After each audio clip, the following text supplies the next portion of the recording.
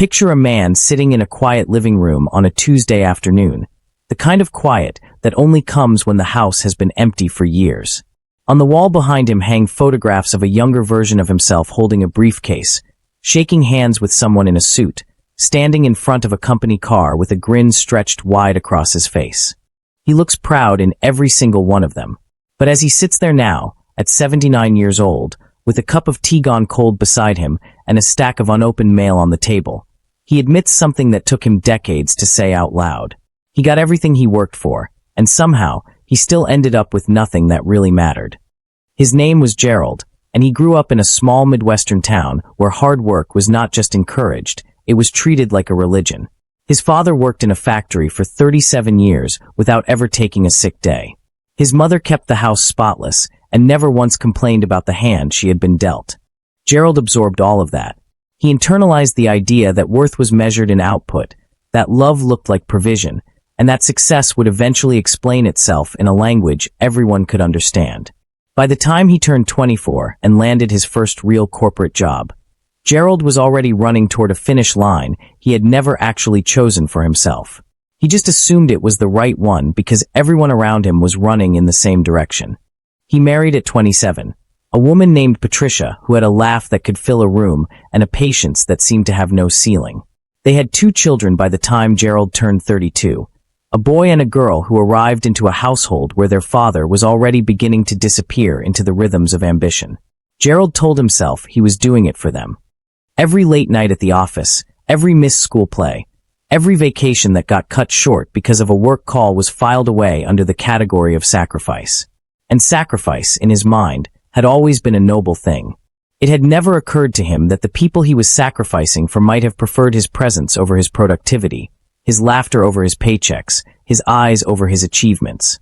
The years moved in the way they always do when a person is not paying attention. They did not creep or drag. They rushed. Gerald blinked, and his children were in college. He blinked again, and they were gone, living their own lives in cities he rarely visited. Patricia was still there, steady and warm, but something between them had quietly shifted over the decades, the way a house settles so slowly that you only notice the cracks after they have become too wide to ignore. Researchers who interviewed elderly people in their 90s found that nearly all of them expressed variations of the same sentiment. They wished they had loved more, not accomplished more. Gerald had not read those studies when it would have mattered. He was too busy reading quarterly reports. By 65, Gerald had the retirement he had technically earned. A solid savings account, a pension, a modest investment portfolio. On paper, he had done everything right. But something happened in those first few months, after his last day at the office, that he had never anticipated. The silence was not peaceful. It was loud in a way that nothing had prepared him for. The structure that work had given his days was gone, and in its place was a sprawling emptiness that his achievements had no power to fill. He sat with that emptiness for a long time before he finally began to understand what it was trying to tell him. It was not the silence of rest. It was the silence of things he had never allowed himself to become.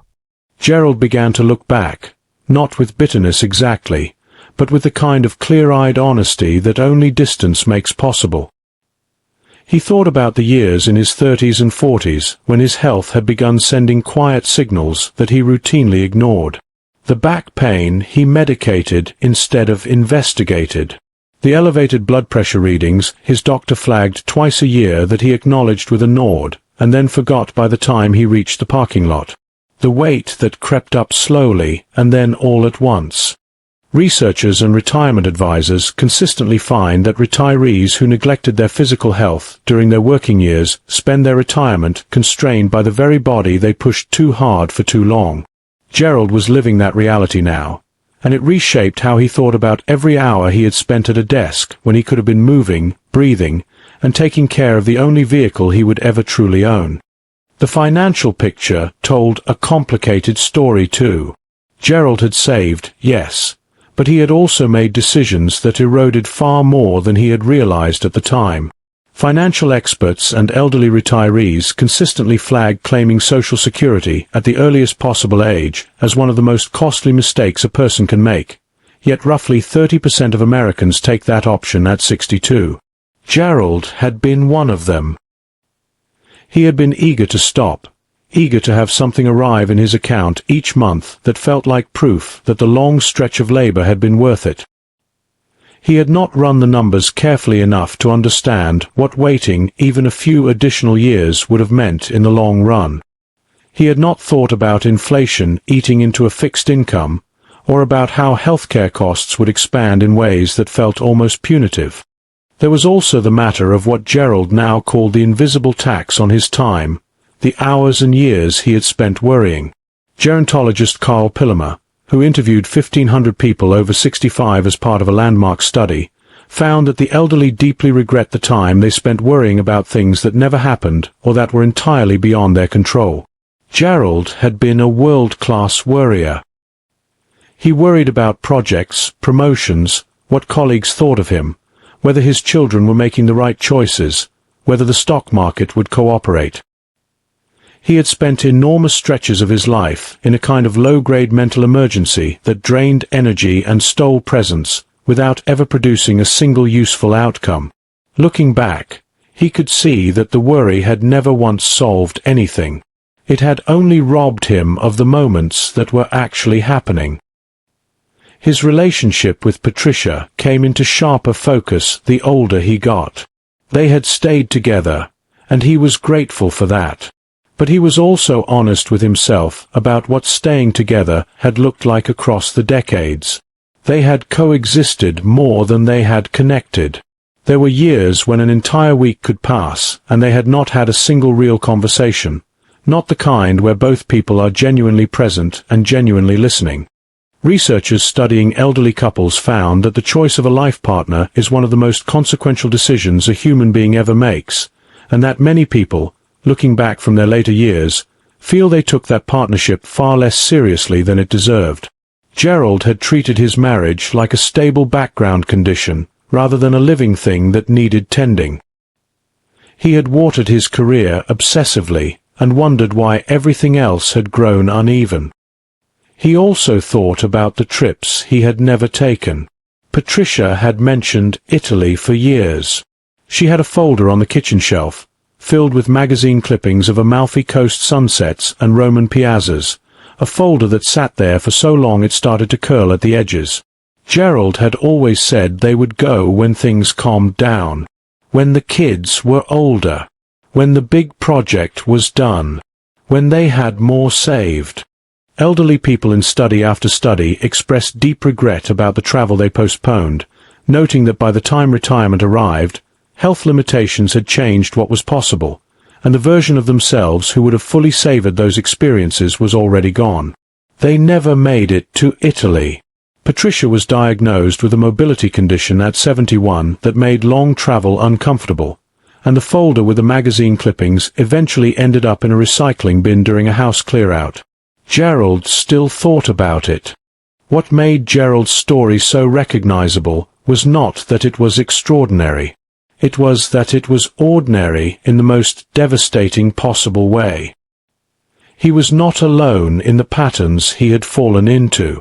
A 2024 Bankrate Financial Regret survey found that 77% of American adults carry at least one significant financial regret, and separate research showed that 62% of retirees said they would go back and plan differently if given the chance. These were not people who had failed. Many of them, like Gerald, had done everything they were told to do.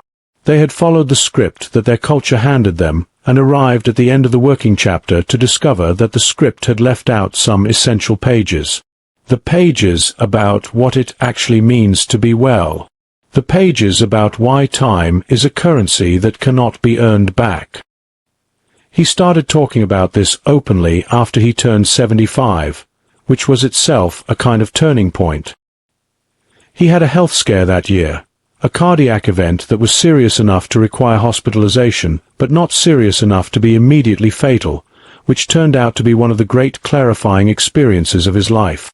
Lying in a hospital bed at 2 in the morning with monitors beeping and the night shift nurse checking in every hour, Gerald had a long and quiet conversation with himself about what he was still holding on to and what he was willing to let go of. When he was discharged 4 days later, he made a decision. He was going to spend whatever years he had left actually living them, not just getting through them. The first thing he did was call his son, Marcus, who lived in Seattle, and with whom Gerald had what could most generously be described as a polite but distant relationship. The call lasted 2 hours. Both of them cried, which neither of them had really expected. Marcus told him things that had been sitting stored up for years, quiet wounds from a childhood where Dad had always been technically present but emotionally absent. Gerald did not defend himself. He just listened. Researchers who spent months interviewing people over 80 consistently found that the most universal regret was not about money or career, but about the authentic connections that people had failed to maintain or deepen during the years when they had the energy and the opportunity to do so. That phone call with Marcus was, Gerald said, the best investment he had ever made, and it cost him nothing except the willingness to be honest. He also began to make different choices about his body. He started walking every morning, not aggressively, not with any kind of training plan or performance goal, just a 30-minute loop around the neighborhood before the day got going. He changed what he ate, not dramatically, but thoughtfully. He saw his doctor with regularity, and actually followed the advice he was given instead of filing it away in the same mental drawer where he had kept all the other inconvenient truths. Financial and retirement planning research consistently shows that health is the foundation of everything else in the retirement years, and that retirees who prioritize physical maintenance report significantly higher quality of life than those who do not. Gerald knew he was starting late, but he also knew that late was still better than never, and that the body, when treated with some basic respect, had a remarkable capacity for small improvements that added up to meaningful change. He and his daughter, Renee, began a tradition of Sunday evening video calls that became one of the things Gerald most looked forward to each week. Renee lived in Atlanta with her husband and 2 young kids, and watching those grandchildren on the screen became a source of joy that Gerald had not expected to feel so deeply. He found himself laughing in ways he had not laughed in years, genuinely and freely, at nothing more complicated than a 4-year-old trying to explain why her stuffed rabbit was sad.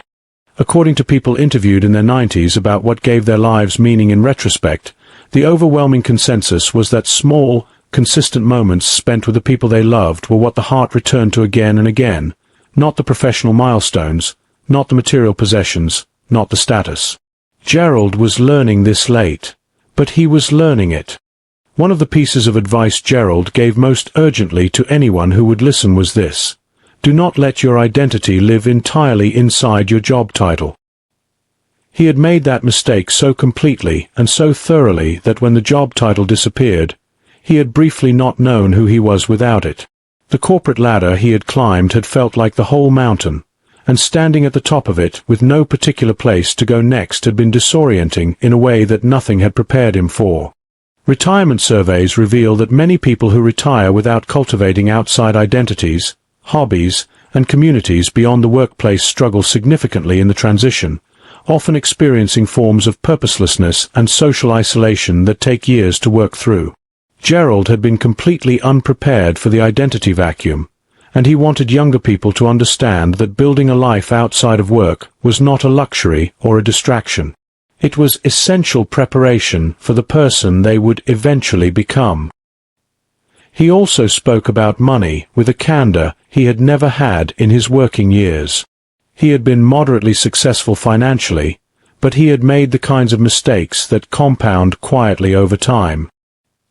He had let fees eat into his retirement savings for years without fully understanding how much those fees actually cost in the long run.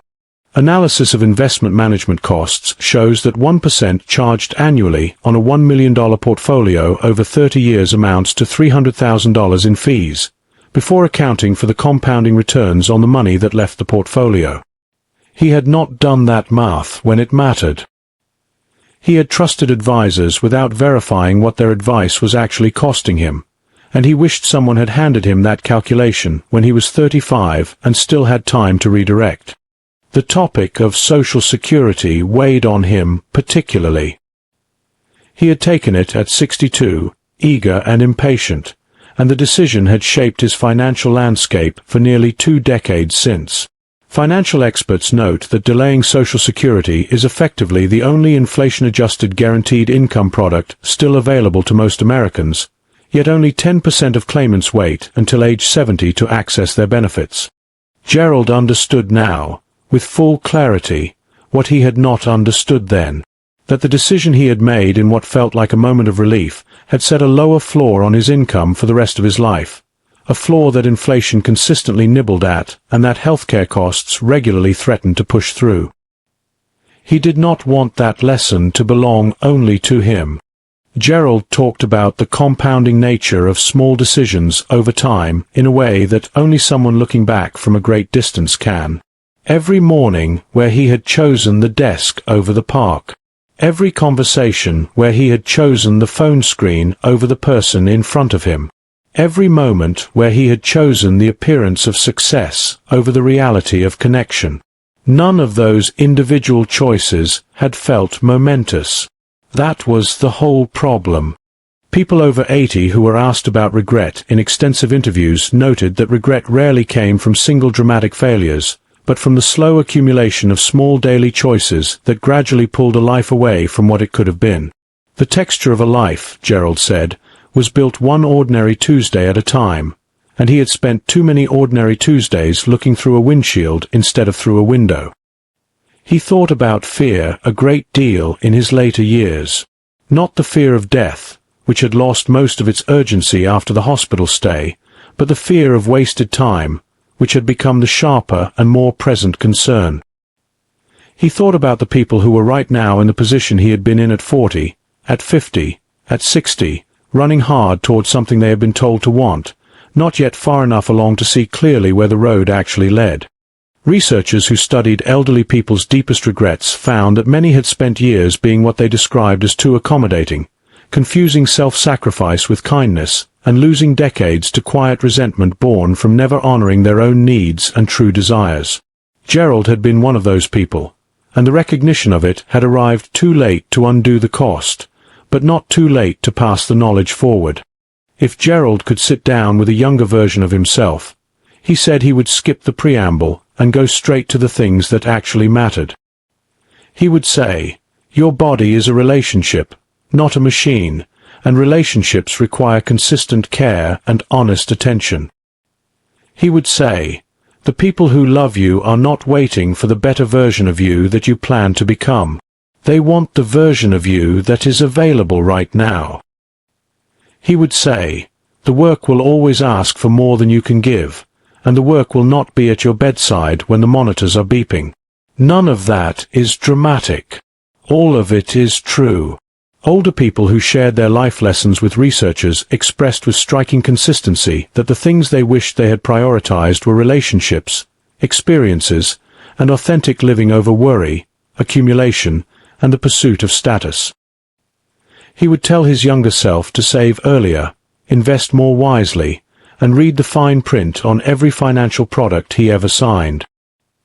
He would tell him to build an emergency fund before he built a lifestyle, and to treat the gap between what he earned and what he spent as sacred. The median age at which baby boomers began saving for retirement outside of their workplace accounts was 35, meaning an entire decade of compounding growth was left on the table during what should have been the most powerful accumulation years. Gerald had been in that statistic. He would have told his younger self to start at 25 without waiting for the right moment, because the right moment had always been right now. He would also tell his younger self to travel, not to wait, not to save the good trips for when conditions were perfect, because conditions were rarely perfect and the version of yourself who could most fully absorb the beauty of a place existed right now, not in some future configuration that would arrive after the mortgage and the children and the promotions had all resolved themselves. Elderly people across multiple studies consistently advise prioritizing travel and experience over material purchases, noting that the memories formed through meaningful experiences are the ones that retain their warmth and meaning across a lifetime in ways that objects simply cannot. Gerald would have taken Patricia to Italy at 45. He would have gone back at 50. He would have gone as many times as his legs could carry him there, because a place you have been to lives differently inside you than a place that only ever existed on a shelf in a folder with curling edges. The morning Gerald turned 79, he woke up before sunrise, made himself a proper breakfast, and sat at the kitchen table to watch the light change outside the window. He was not feeling sorry for himself. He was feeling something more useful than that. He was feeling clear. And in that clarity, he made a commitment that he had been working his way toward for years. He was going to spend every day he had left in a way that his younger self would have benefited from witnessing. Not perfectly, not heroically, just honestly and with attention, with the people he cared about, in a body he was actually taking care of, in a life he was actually choosing rather than simply surviving. That was not a small ambition. For Gerald, it was the biggest project he had ever taken on. If there is anything worth carrying away from Gerald's story, it is this. The mistakes he made were not made out of carelessness or selfishness. They were made out of a sincere belief that he was doing the right things for the right reasons. That is precisely what makes his story worth listening to. Because the path he walked is worn smooth by millions of feet, and the regrets he arrived at are far more common than most people realize until they are standing in the same place. The invitation is to look at your life right now, while there is still time to listen, to choose, to redirect, to love better, to save smarter, to rest more deliberately, and to be present for the moments that are happening whether you are paying attention to them or not. You do not have to wait until 79 to understand what Gerald eventually understood.